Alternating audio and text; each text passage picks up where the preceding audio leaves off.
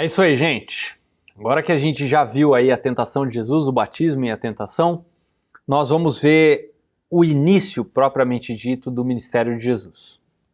Embora eu imagino que a maioria se lembre desse fato, eu quero ler com vocês o primeiro milagre de Jesus, que aconteceu em Caná da Galileia. Então abra aí nesse texto que está na tela, João capítulo 2. Vamos ler aí dos versículos 1 a 11. No terceiro dia, houve um casamento em Caná da Galileia. A mãe de Jesus estava ali. Jesus e seus discípulos também haviam sido convidados para o casamento. Tendo acabado o vinho, a mãe de Jesus lhe disse: "Eles não têm mais vinho." Respondeu Jesus: "Que temos nós em comum, mulher? A minha hora ainda não chegou." Sua mãe disse aos serviçais: "Façam tudo o que ele lhes mandar." Ali perto haviam 6 potes de pedra, do tipo usado pelos judeus para as purificações cerimoniais. Em cada pote cabiam entre 80 e 120 litros. Disse Jesus aos serviçais: "Encham os potes com água." E os encheram até a borda. Então lhes disse: "Agora levem um pouco ao encarregado da festa." Eles assim fizeram, e o encarregado da festa provou a água que fora transformada em vinho, sem saber de onde este viera, embora soubesse os serviçais que haviam tirado a água. Então chamou o noivo e disse: "Todos servem primeiro o melhor vinho, e depois que os convidados já beberam bastante, o vinho inferior é servido. Mas você guardou o melhor até agora." Este sinal milagroso em Caná da Galileia foi o primeiro que Jesus realizou, revelando assim a sua glória, e os discípulos creram nele. Então, depois de Jesus ter aí se preparado, o batismo e a tentação, Jesus ele faz o seu primeiro milagre transformando a água em vinho. Esse milagre mostrou que Jesus tinha o mesmo poder para criar que Deus demonstrou na criação, né?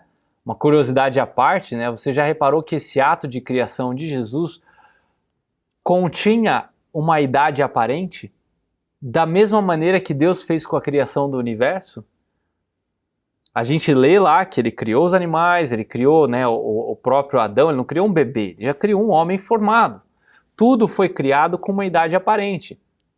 E ao que tudo indica nesse texto aí, o vinho também.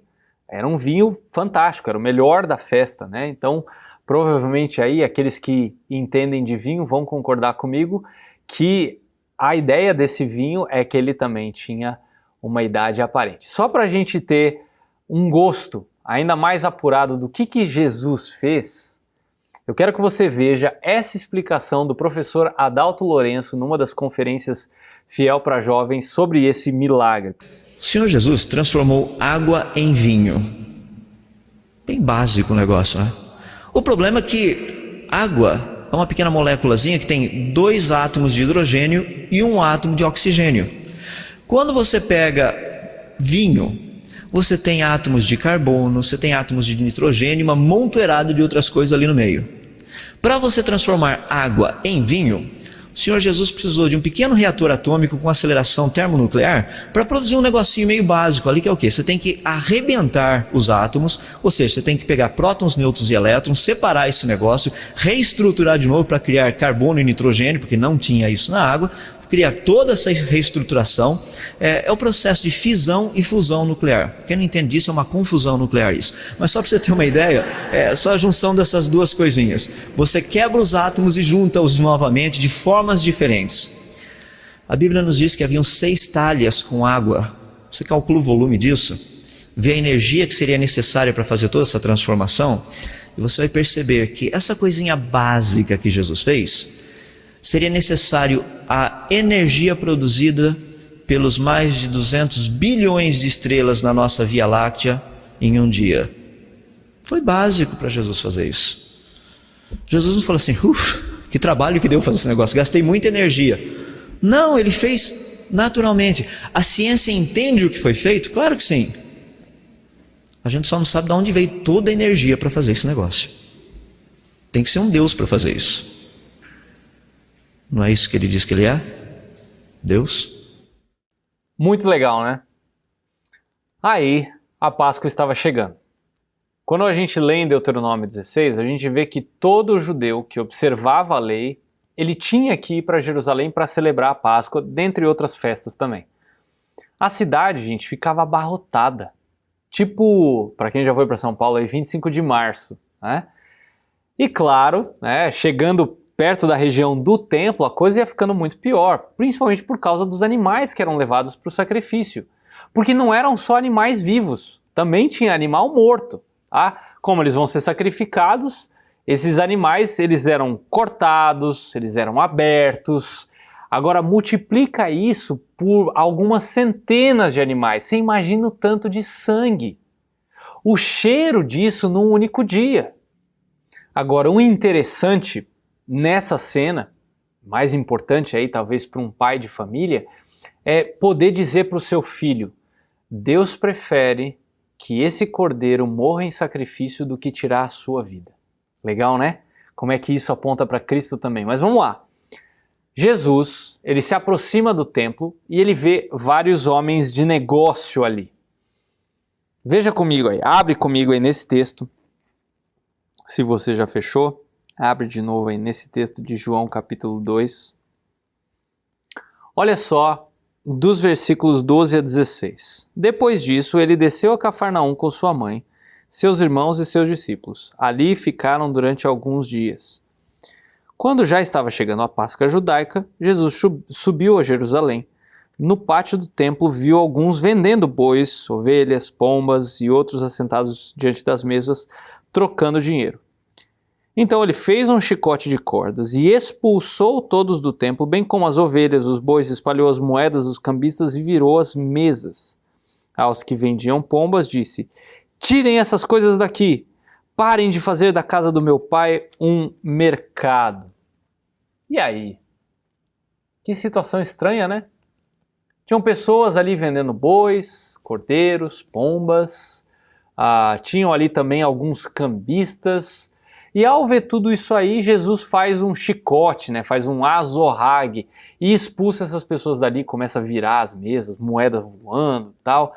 Parece uma bagunça grande. Mas será que Jesus perdeu o controle? Não. Jesus, que é Deus, que é santo, que é justo, que é perfeito, ele não perdeu o controle. Então por que Jesus fez isso? Primeira coisa, não havia nada de errado em vender bois, cordeiros, pombas. Não tinha nada de errado em fazer câmbio na frente do templo. Olha só, imagine que alguém de uma família rica, vindo de longe, sei lá, de Éfeso, tá? Se você não lembra de geografia, volta para Panorama do Novo Testamento para você estudar a região aí, tá? Mas a pessoa está vindo de Éfeso aí, chegando em Jerusalém, querendo sacrificar uns 10 bois. Eles são ricos, querem sacrificar bastante. Não daria para essa pessoa viajar todo esse trajeto trazendo 10 bois.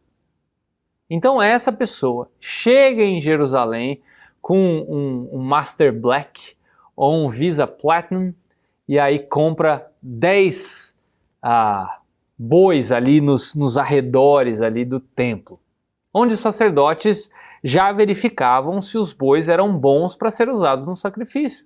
Então a coisa ficava mais fácil, tá? Agora imagine uma outra pessoa. Ela está vindo de Betânia, né? Lembra Betânia ali, uma cidade bem próxima de Jerusalém, trazendo uma ovelha. Aí do nada, essa ovelha que vai para o sacrifício, ela quebra uma perna. Será que dá para sacrificar? Claro que não. Que bom que dá para comprar um animal perto do templo e oferecer um sacrifício aceitável ao Senhor. Ou a oferta que precisava ser paga no templo, né, na moeda local. Como é que alguém vindo do Egito ou da Turquia teria essa moeda local? Ainda bem que haviam ali aqueles que faziam o câmbio. Ok, Leandro, então por que Jesus fez tudo isso? O dinheiro pode corromper qualquer ser humano, até um sacerdote. Você já viu isso em algum lugar? Jesus, ele não era contra a compra dos animais, contra o câmbio que estava sendo feito ali, mas sim com o fato de que o dinheiro era o objetivo final daquelas pessoas naquele lugar que deveria ser um local de adoração. O sumo sacerdote daquela época não era um homem muito honesto. Os seus filhos, eles coletavam uma comissão desses mercadores que ficavam ali na área do templo. Tipo assim, você quer um bom lugar aí para montar a sua lojinha, a sua barraca? A comissão vai ter que ser mais alta, tá? Então a pessoa chegava lá para adorar o Senhor, prestar um sacrifício aceitável a Deus, e ela tinha que passar por esse tipo de gente que queria esvaziar os seus bolsos. Então alguns sacerdotes, não estou falando de todos, alguns sacerdotes eles eram corruptos. E esses que eram corruptos, eles diziam: me desculpa, Senhor, mas o boi, né, o cordeiro, a sua pomba, eles não estão aptos para o sacrifício. E a pessoa não podia contestar a avaliação do sacerdote. Aí a pessoa venderia o seu animal por um preço irrisório, né, teria que comprar um animal novo para o sacrifício. Alguns desses sacerdotes aí, nos bastidores, o que eles faziam com esse animal aí que não servia? Eles pegavam esse animal que tinha acabado de ser classificado como imperfeito e venderiam essa pessoa que tinha essa lojinha aí nos arredores como um animal perfeito para o sacrifício. Era isso que Jesus estava lutando contra. Ele não era contra esse facilitar que as pessoas pudessem oferecer o sacrifício ao Senhor, mas sim com o que estava acontecendo nos bastidores e o alvo dessas pessoas. Tá? E aí, Jesus vai se encontrar com Nicodemos. E em seguida, na próxima aula, eu quero ver com vocês o encontro de Jesus com a mulher samaritana.